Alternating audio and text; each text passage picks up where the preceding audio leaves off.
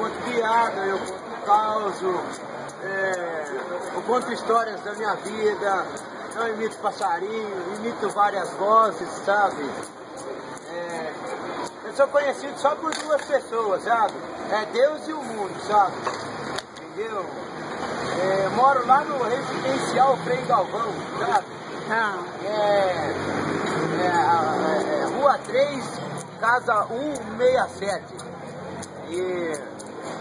Já ver. Já colocaram eu nesse negócio de YouTube aí, eu tô esperando uma oportunidade pra mim lá no postão lá, sabe? Entendeu? E sei imitar uns passarinhos aqui, esse aqui é meu canário, ó, filho.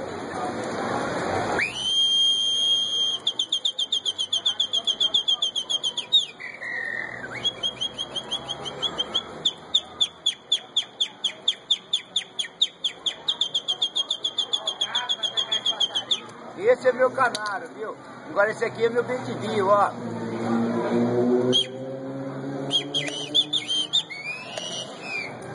Agora esse aqui é o picharro, ó.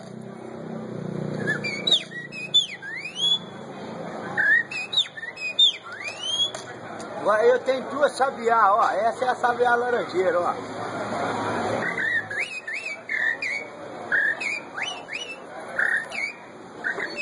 Agora essa é a sabiá poca.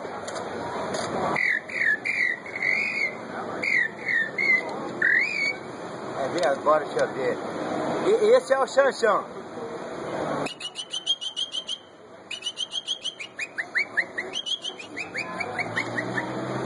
Agora tem que lembrar um bocado, só que eu tô meio esquecido. Ah, tem um sem aço, ó.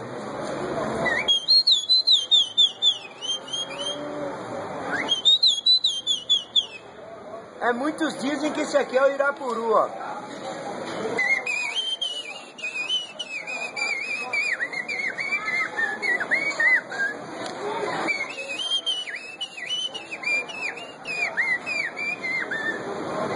Agora lá acabou.